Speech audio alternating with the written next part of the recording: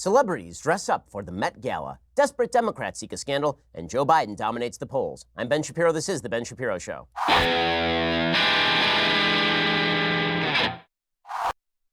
Prepare for the meanest episode of The Ben Shapiro Show in history, which is saying a lot, because I have some comments on the Met Gala, like a lot of them. And they're actually, they have some depth. I don't want to oversell this thing. It's going to be good.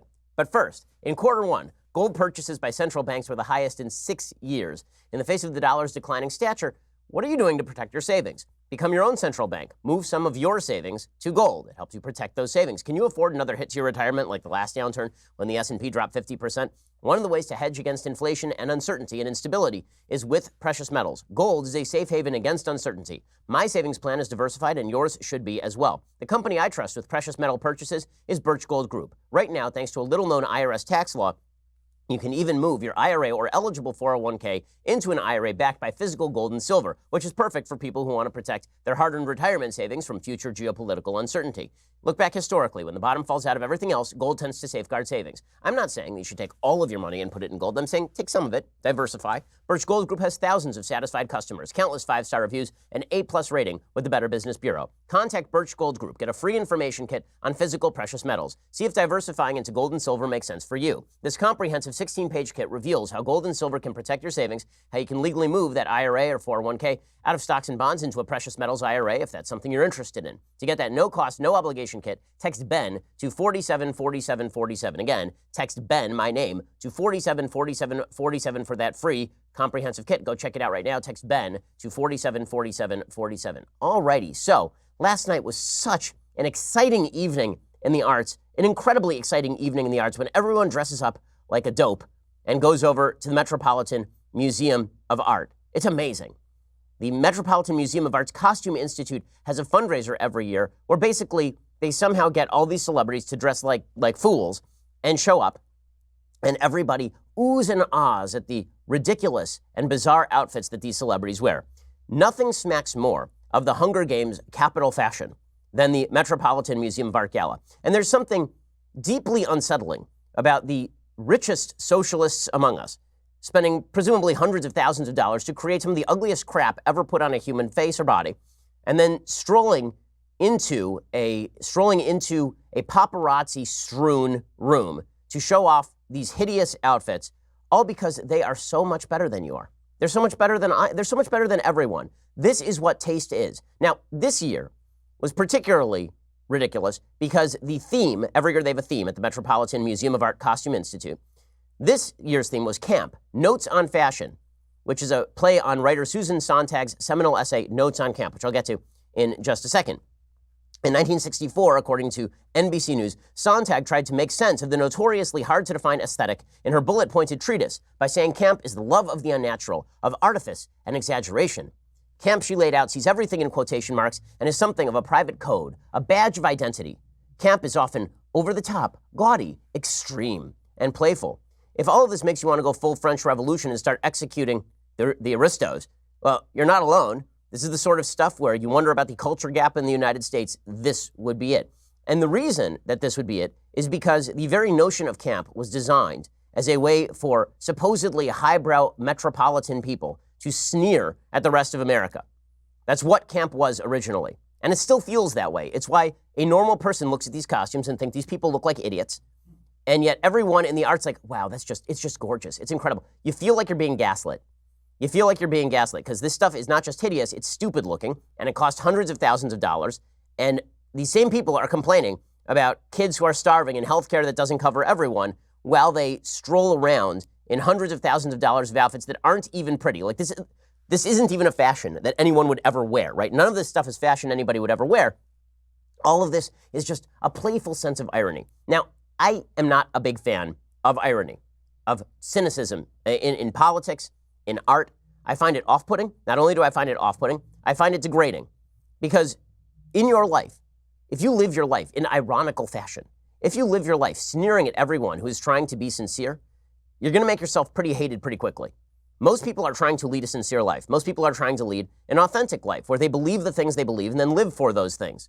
Most people are trying to better themselves. Most people are trying to increase their status in the world, play by the rules. What irony does, unfortunately, just as a psychological kind of psychological trait. What irony tends to do is downgrade all of that. The more sincere you are, the easier it is to make fun of you. And this is why you will see those in the arts mocking honest art, mocking the stuff they think is too simple, too innocent. Instead, we have to sneer at it. Fred Siegel has a great book called The Revolt Against the Masses, How Liberalism Has Undermined the Middle Class. This book came out, 15 years ago. And he talked in the book about the fact that during the 1950s, a period that the American left excoriates and hates, the American movement toward greater culture was happening apace.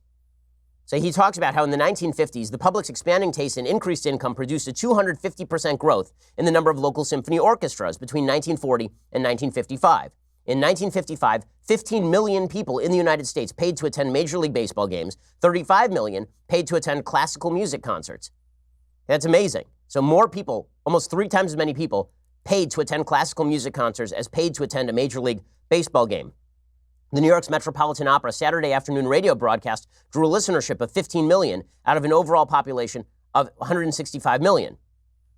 So people were spending enormous time, enormous money trying to better themselves. Book sales doubled over the course of this period. NBC spent $500,000 in 1956 to present a 3-hour version of Richard III starring Laurence Olivier. This is precisely the same time that so many people on the left were decrying America as a cookie-cutter, middle-brow country. In 1947, there was a guy named Robert Hutchins. He was then president of the University of Chicago, and an autodidact philosopher named Mortimer Adler. They launched an effort to bring the great books of Western civilization to the people. In 1948, Hutchins and Adler drew 2,500 people to a Chicago auditorium to hear them lead a discussion of the trial of Socrates. By 1951, there were 2,500 great books discussion groups with roughly 25,000 people meeting. 50,000 Americans a year were buying collections of the writings of Plato, Aristotle, the Founding Fathers, and Hegel at prices starting at $300 and topping out at $1,200. And yet we were told by the American left that mass culture was eating America. And this is where camp comes in. The reason that I'm reviewing this is because Notes on Camp, which is the inspiration for the Metropolitan event last night. Notes on Camp is an essay by Susan Sontag, the radical philosopher who once declared that white people were a cancer. And in 1964, in Partisan Review, which was basically a communist magazine, she wrote an essay titled Notes on Camp. The essay sent Susan Sontag's name profile into the stratosphere, but basically her entire theory was that people who were highbrow had to basically mock people who were attempting to learn more, mock people who were attempting to aspire to something better culturally. She said that camp was a rebuke to the cultural mandarins, to people who were trying to spread culture. She said it allowed people to be serious about the frivolous and frivolous about the serious. In other words, highbrow people could like lowbrow things so long as they were ironical about it, so long as they looked down at everybody who was attempting to better themselves. She said that there were new aristocrats of taste. She suggested that middlebrow living could be enjoyed, but only as long as you were mocking it. That's what camp really was. In her essay, Notes on Camp, she describes camp in sort of a bullet-pointed way. She says, camp is a certain mode of aestheticism. It is one way of seeing the world as an aesthetic phenomenon. That way, the way of camp, capital C, is not in terms of beauty, but in terms of degree of artifice, of stylization. Right? It's the elevation of stuff that you find beautiful. So if you find Beethoven beautiful, Beethoven is not camp. Making fun of Beethoven is camp. Taking it to the aesthetic extreme. That's what camp is. To emphasize style is to slight content, or to introduce an attitude which is neutral with respect to content. It goes without saying that the camp sensibility is disengaged, depoliticized, or at least apolitical. In other words, content no longer matters. It's the emphasis on style that really matters. Not only is there a camp vision, said Susan Sontag, there's a camp way of looking at things. Camp is as well a quality discoverable in objects and the behavior of persons. There are campy movies, clothes, furniture, popular songs, novels, people, buildings. This distinction is important. Camp eye has the power to transform experience, but not everything can be seen as camp. It's not all in the eye of the beholder. And then she lists a bunch of things that she considers part of the canon of camp. Women's clothes of the 20s. Stag movies, seen without lust.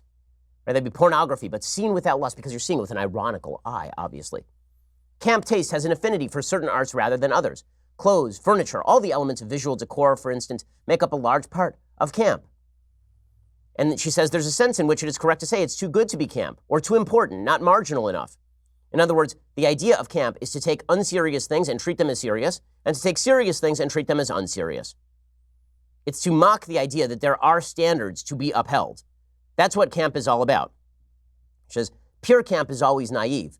Camp, which knows itself to be camp, is usually less satisfying. If all of this makes you want to tear your hair out, and it sounds just like the intellectualization of bizarre behavior, or it sounds as though it's a way of making palatable to yourself the fact that you're mocking fellow human beings who are simply trying to engage in art, that you're mocking the sincerity of other people's belief systems, which is, by the way, what happens at the Metropolitan Museum of Art show every year. Every year there's somebody who, I remember a couple of years ago, they did a camp take on Catholicism, and they were taking all of these holy Catholic images, and then they were mocking them with camp, because they were trading something serious and using it playfully. They say, in naive or pure camp, this is Sontag, the essential element is seriousness, a seriousness that fails. Of course, not all seriousness that fails can be redeemed as camp. Only that which has the proper mixture of the exaggerated, the fantastic, the passionate, and the naive. When something is just bad, it's often because it is too mediocre in its ambition. The artist hasn't attempted to do anything really outlandish. Camp is the attempt to do something extraordinary. And she goes, it's a very, very long essay in Partisan Review. There, I kid you not, 58 bullet points about camp. Her final one is the ultimate camp statement. It's good because it's awful. And then she says, of course, one can't always say that, only under certain conditions, those which I've tried to sketch in these notes. Camp taste is a kind of love, a love for human nature. It relishes rather than judges the little triumphs and awkward intensities of character. Camp taste identifies with what it is enjoying. People who share this sensibility are not laughing at the thing they label as camp. They're enjoying it. Camp is a tender feeling. Well, no, camp generally is not a tender feeling. Camp is generally you mocking something, but pretending that you're not mocking that thing. That's really what camp very often is. And you see that in the upper brow tastes of the people who are, this is why, again, as we'll show you in a second, the costumes, the outfits that are deliberately ugly, deliberately stupid looking, deliberately ridiculous. And then if you say that, it's, well, you're not in on the joke. Camp is an inside joke, guys. The reason I think this is important is because I think that it does speak to the nature of a politics that we are sharing right now, and we're seeing the backlash to it. I'm going to get to more on this in just a second, because the fact is the culture wars that we have today have deep roots going all the way back to the 1960s, and people like Susan Sontag. As I say, Susan Sontag, it's not a coincidence that Susan Sontag really despised a lot of things about America at the same time she was coming up with this ironical, mocking notion. Get to more on that in a second. First, Mother's Day is coming up. There's absolutely nothing most of us wouldn't do to make sure the special moms in our life are happy. Sherry's Berries has special Mother's Day berries designed just for mom. They're topped with chocolate chips, pink shimmer sugar, swizzles. You choose your delivery date to ensure mom gets your gift of Sherry's Berries exactly when you want her to. And your satisfaction is always guaranteed. I love the products at Sherry's Berries. Every time I bring home a box of Sherry's Berries for my wife, a kosher product from Sherry's Berries, they have some kosher stuff, my wife is so happy, so are my kids. It's just incredible stuff. Don't wait until the last minute on this deal. Visit berries.com today to order freshly dipped strawberries starting at $19.99 for the moms in your life. To make mom really happy, you can double the berries for just $10 more. Mother's Day is Sunday, May 12th, so visit berries.com. That's berries.com. Click on the microphone in the upper right corner, enter my code BENSHOW. That's berries.com. Click the microphone, code BENSHOW. Go check it out right now. Sherry's Berries, it is just some of the best stuff in the world. It's incredible. Check it out right now. Berries.com, click the microphone, code BENSHOW, get that special Mother's Day deal right now. So as I say, Susan Sontag, who created the idea of camp, 3 years later in Partisan Review, would write this: if America is the culmination of Western white civilization, as everyone from the left to right declares, then there must be something terribly wrong with Western white civilization. This is a painful truth. Few of us want to go that far. The truth is that Mozart, Pascal, Boolean algebra, Shakespeare, parliamentary government, Baroque churches, Newton, the emancipation of women, Kant, Marx, Balanchine ballets, et al. Don't redeem what this particular civilization has wrought upon the world. The white race is the cancer of human history. It is the white race and it alone, its ideologies and inventions, which eradicates autonomous civilizations wherever it spreads, which has upset the ecological balance of the planet and now threatens the existence of life itself. So Susan Sontag, again, had a deep level of disdain for the American way of life. She had a deep level of disdain for capitalism, obviously, and she had a deep level of disdain for objective standards of culture. And that's what camp is really an ode to. Susan Sontag's Notes on Camp is really an ode to the idea that we should obliterate any distinction between good and bad art by pretending that bad art is so bad that it's good, and that good art, actually, if we take it to its logical extreme, is mockable and should be treated with irony, and people who are trying to aspire to objective standards of beauty are really just flattering themselves. By the way, I totally agree with Tom Wolfe's characterization of Susan Sontag as, quote, just another scribbler who spent her life signing up for protest meetings and lumbering to the podium encumbered by her prose style, which had a handicapped parking sticker valid at Partisan Review. That seems about correct to me. Now, in a second, I'm going to show you why this matters.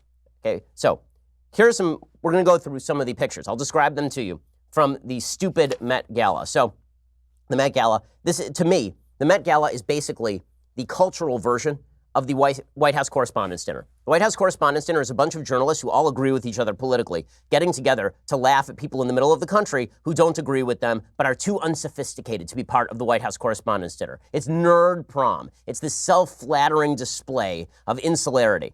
And that's exactly what the Met Gala is. It's people dressed up like idiots. If you saw somebody dressed up like this walking down the street, you'd probably seek to have them incarcerated. You'd probably seek to have them, at least they'd be put on a 5150 hold, right? I mean, you'd actually want to check into their mental stability. But now they show up and they pay hundreds of thousands of dollars for these particular outfits, and then we are told that this is the height of culture. These are people who understand culture. That's what these are, people who understand culture. Straight from the streets of Pan Am.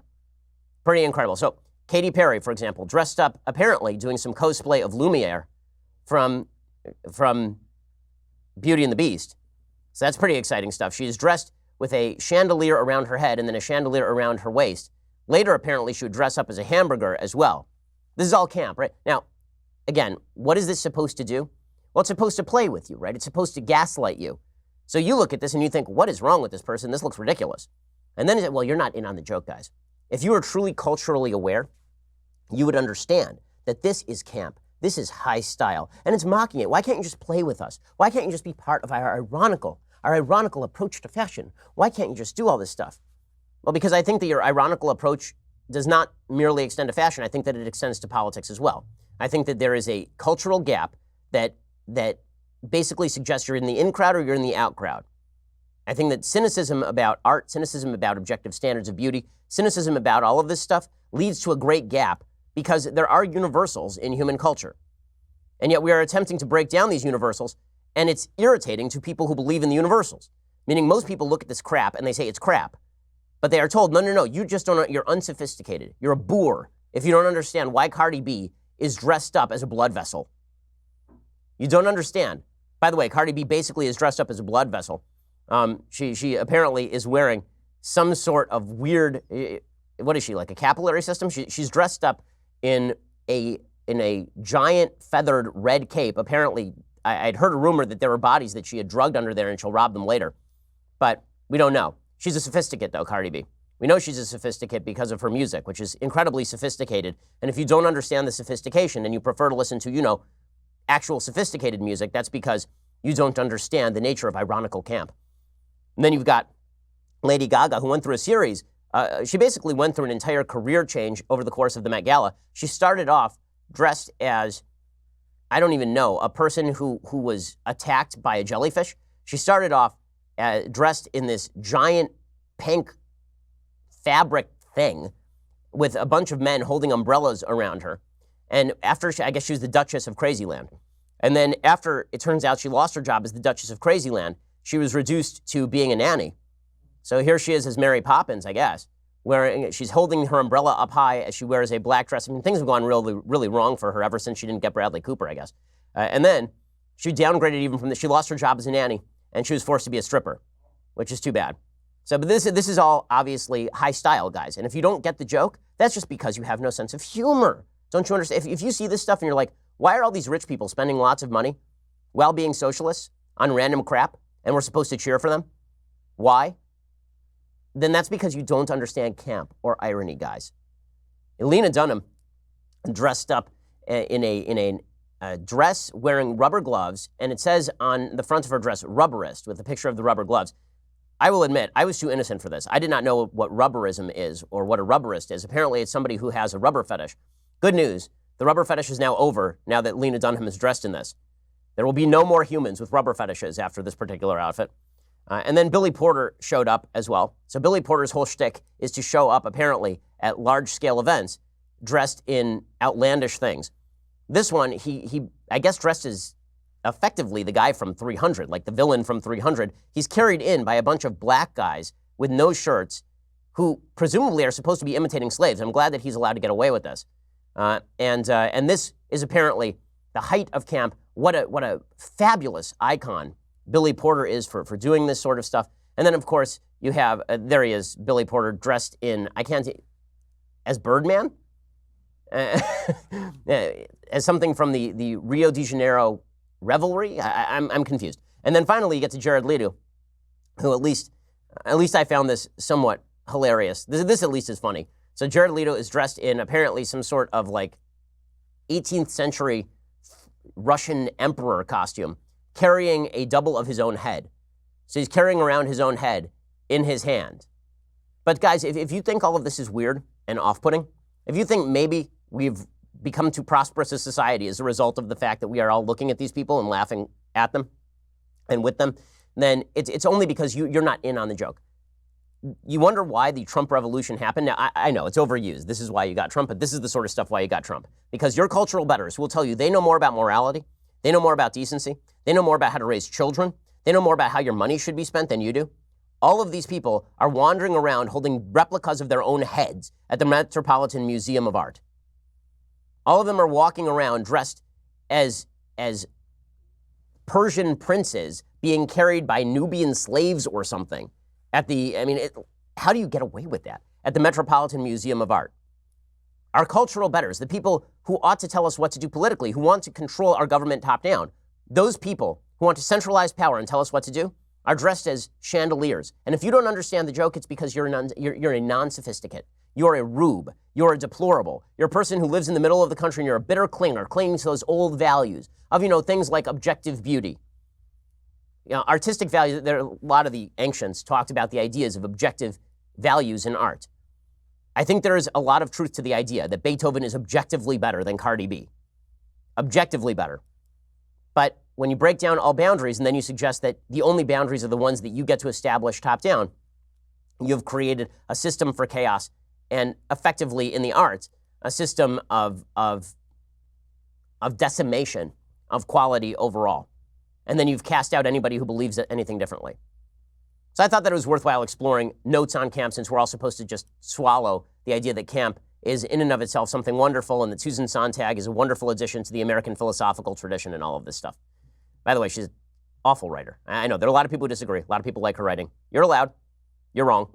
In any case, we'll get to some more cultural issues of high irritation to me today. But first, now it's time to move on to my all-time favorite underdog success story in the market. I'm talking about Movement watches, of course. Founded on the belief that style shouldn't break the bank, they've sold almost 2 million watches worldwide by bringing quality designs at fair prices. Now, I love Movement watches. I own 2 of them myself. I've bought them for most of the members of my family. You guys know I'm all about supporting ground-up entrepreneurs who work hard for what they want. That's why I love Movement. They are a true success story. It makes wearing their products more meaningful. They came up and made a name for themselves in one of the most established markets in the world. They reached exponential growth. That's amazing for a young team. Movement watches are all about looking good by keeping it simple. They're not going to tell you how many steps you've taken. They're not going to blow your wrist up with text messages. They tell time, like a classic timepiece should, and they look good doing it. Movement watches start at just $95. You're looking at $400 for the same quality from a traditional brand. We've got clean design, minimal, and really quality products.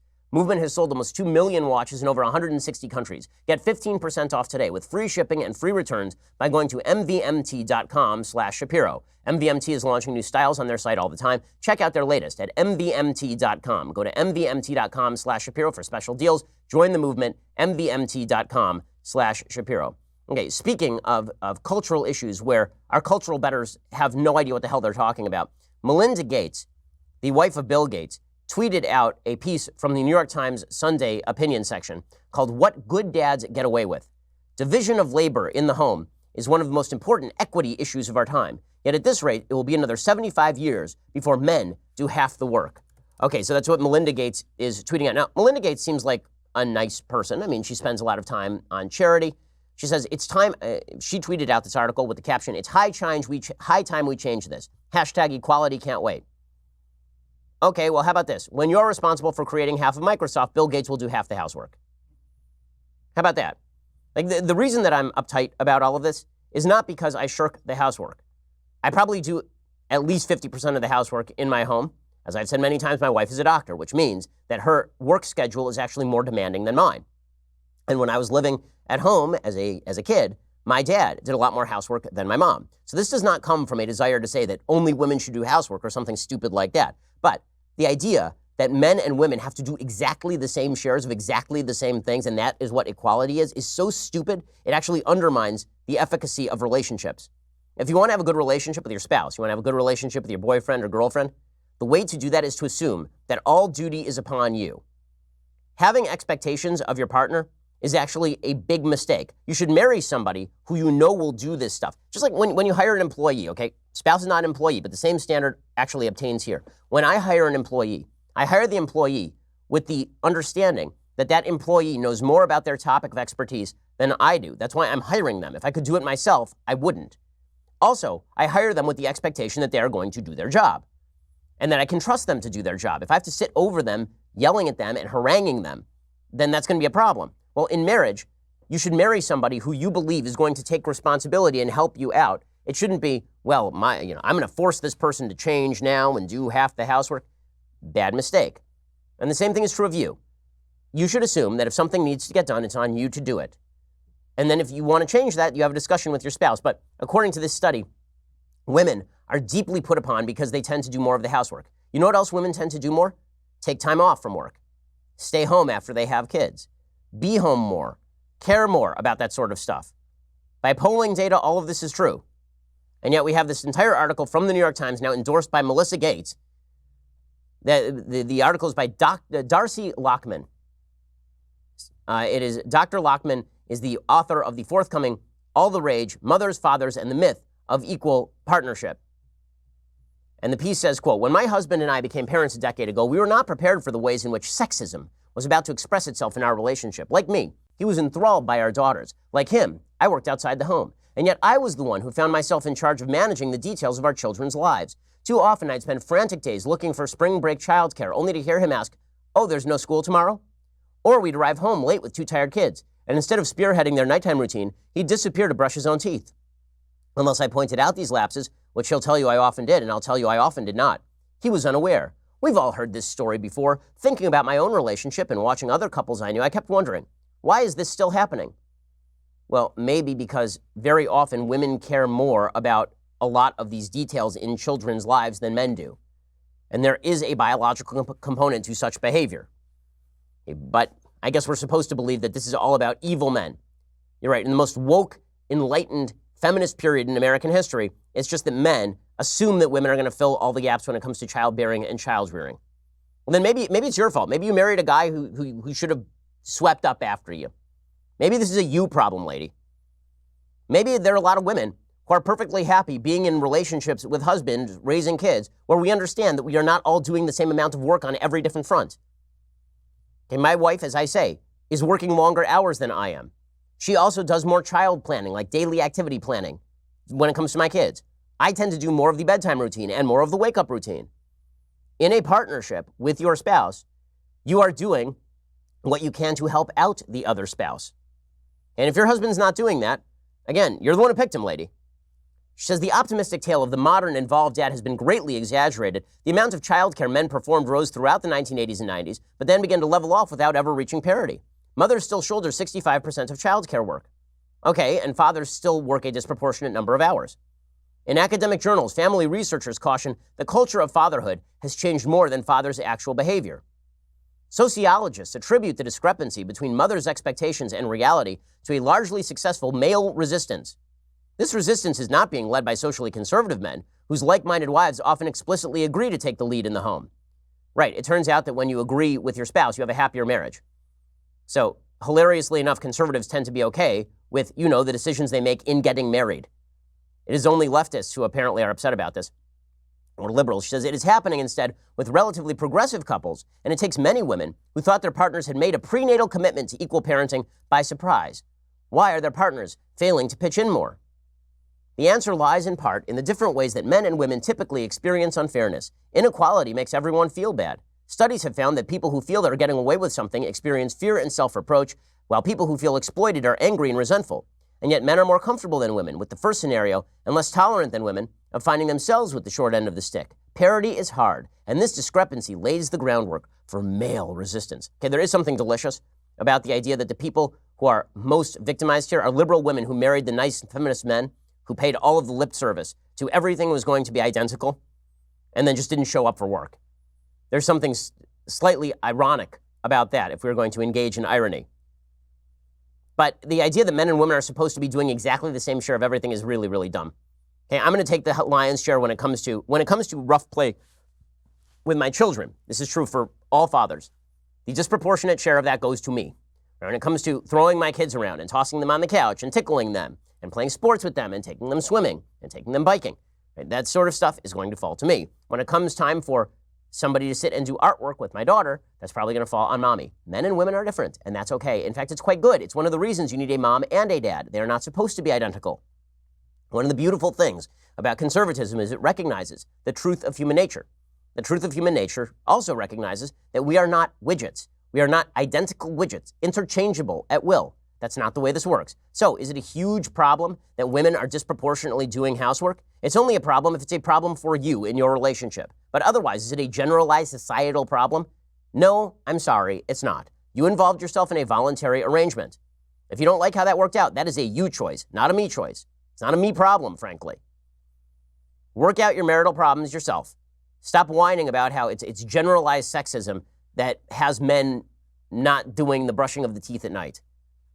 So this sort of solipsism that says, well, it's, my own marriage is a problem, therefore it's a problem for everyone. Maybe it's not. Maybe not. In a second, we'll move on to actual politics. We'll talk about Joe Biden, who is jumping in the polls, and we have some other cultural issues to discuss. But first, it can be a little frustrating, especially if you're in a hurry or running late, to find yourself at a railway crossing, waiting for a train. And if the signals are going and the train's not even there yet, you can feel a bit tempted to try and sneak across the tracks. Don't do it, ever. This would be a very stupid decision by you. Trains are often going a lot faster than you expect them to be. They cannot stop. Even if the engineer hits the brakes right away, it can take a train over a mile to stop. By that time, what used to be your car is just a crushed hunk of metal, and what used to be you, well, you're a pile of meat. The point is, you can't know how quickly the train will arrive. The train can't stop, even if it sees you. The result can be disaster and death. If the signals are on, the train is on its way. Assume the signals are smarter than you are, because they probably are. And you need to remember one thing. You need to stop because the trains can't.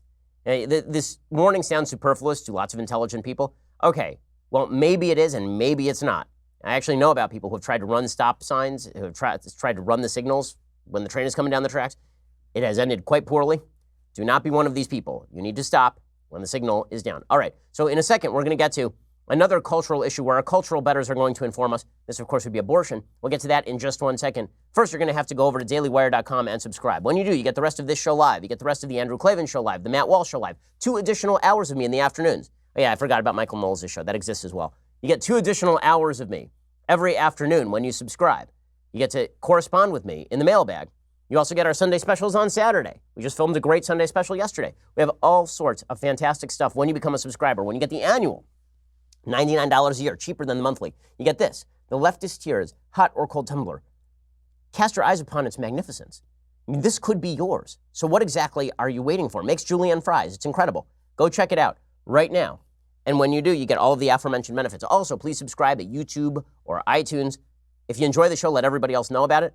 We are not only the largest, fastest growing conservative podcast in the United States, we are the second ranked podcast in the United States over the last month. Help make us number 1 by subscribing and leaving us a review at iTunes and SoundCloud and YouTube and anywhere else that you listen to podcasts. Thanks so much. Again, we are the largest, fastest growing conservative podcast in the nation.